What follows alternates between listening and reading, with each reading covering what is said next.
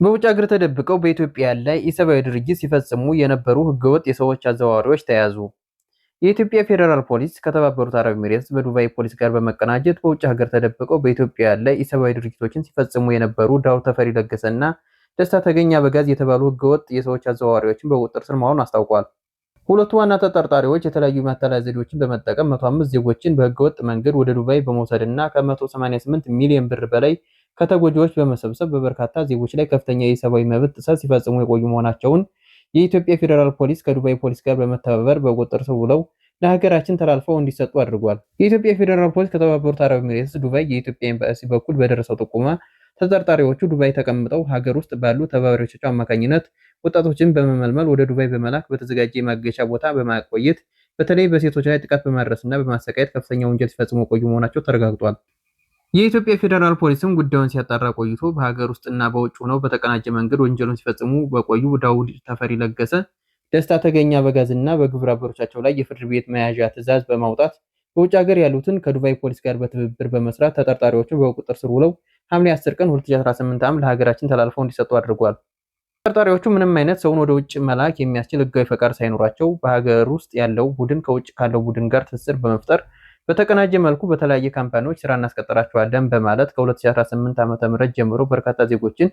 ከተለያዩ የኢትዮጵያ አካባቢዎች በመመልመል ሐሰተኛ መረጃዎችን በማሰራጨትና ያልተገባ ተስፋ በመስጠት ከአንድ ሰው ከ320 ሺህ እስከ 600 ሺህ ብር በመቀበል ማታለያ የቱሪስት ቪዛ አዘጋጅተው በመላክ በሀገር ውስጥ ባሉ ተባባሪዎቻቸው በተከፈተ የባንክ አካውንት ገንዘቡን በኢትዮጵያ ብር፣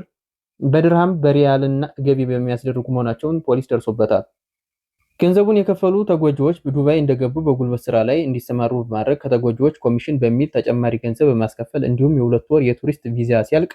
የ2 ዓመት የመኖሪያ ፈቃድ እናሰጣችኋለን፣ ካልከፈላችሁ ግን ወደ ኢትዮጵያ ትመለሳላችሁ በማለት በአንድ ሰው 1200 ድርሃም እንዲከፍሉ በማድረግ በዜጎች ላይ ከፍተኛ ግፍና ስቃይ ሲያደርሱ ቆይተዋል ብሏል ፖሊስ። ተጠርጣሪዎቹ ተጎጂዎችን ከዱባይ ኤርፖርት ከተቀበሉ በኋላ ሰዎችን የሚያከማቹበት ቦታ በመውሰድ በአንድ ክፍል ውስጥ በርካታ ወንዶችና ሴቶችን በማገት ምግብ በ8 ቀን አንድ ጊዜ ደረቅ ሩዝ በመስጠት ለከፍተኛ ረሃብና እንግልት እንዲሁም ሴቶች ላይ ጾታዊ ጥቃት ሲያደርሱባቸው መቆየታቸው ተደርሶበታል። በተጨማሪም ባደረገው ክትትል በሀገር ውስጥ ሆነው ዱባይ ካሉ ግብረ አበሮቻቸው በሚሰጣቸው ትዕዛዝ ሰዎችን መልምሎ በመላክና የባንክ አካውንት ከፍተው ገንዘብ እያሰባሰቡ የነበሩ አንደኛ ብዙአየሁ አውግቸው በኃይሉ፣ ሁለተኛ ረሃመት አበበ እሸቴ የተባሉ ተጠርጣሪዎች በቁጥጥር ስር አውሎ ምርመራውን በስፋት በማከናወን ላይ መሆኑን የኢትዮጵያ ፌዴራል ፖሊስ ገልጿል። ፖሊስ ምርመራውን ዘመኑ ያፈራቸውን ቴክኖሎጂ ተጠቅሞ ይህን ውስብስብ ድንበር ተሻጋሪ ወንጀል ለማጥራት እንዲሁም በእነዚህ ተጠርጣሪዎች አማካኝነት ከሀገር ወጥተው ከፍተኛ ስቃይ ደርሶባቸው ከነበሩ ግለሰቦች ተጎጂዎች ካሉበት ዱባይ የቀጥታ ቨርቹዋል የምስክርነት ቃላቸውን በመቀበል ላይ እንደሚገኝ ገልጿል። ፖሊስ ህገወጥ ፈቃድን ሽፋን በማድረግ ከህገወጥ አዘዋዋሪዎች ጋር በመሳጠር ህገወጥ ተግባርን የሚፈጽሙና በዜጎች ላይ ከፍተኛ የሰብአዊ ድርጊት የሚፈጽሙ ኤጀንሲዎችንም መኖራቸውን ማረጋገጡን ጠቅሶ በቀጣይ ምርመራው በእነዚህ አካላት ላይ አጠናክሮ እንደሚቀጥል አስታውቋል። የኢትዮጵያ ፌዴራል ፖሊስ በዚህ ውስብስብ ወንጀል ውስጥ በህጋዊ ሽፋን ህገወጥ ተግባርን የሚፈጽሙ አካላትን ለመያዝ ከዱባይ ፖሊስና በዱባይ የኢትዮጵያ ኤምባሲ ጋር በቅንጅት በመስራት ህገወጥ የሰዎች አዘዋዋሪዎች ላይ ጠንካራ ክትትል እያደረገ መሆኑን ገልጿል። ህገወጥ የሰዎች አዘዋዋሪዎች ተባባሪዎቻቸው በቁጥጥር ስር እንዲውሉ ድጋፍ ላደረጉ አካላት ምስጋናውን እያቀረበ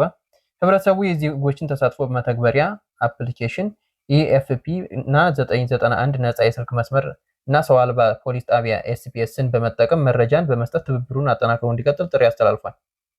መረጃው የኢትዮጵያ ኒውስ ኤጀንሲ ኢዜአ ነው።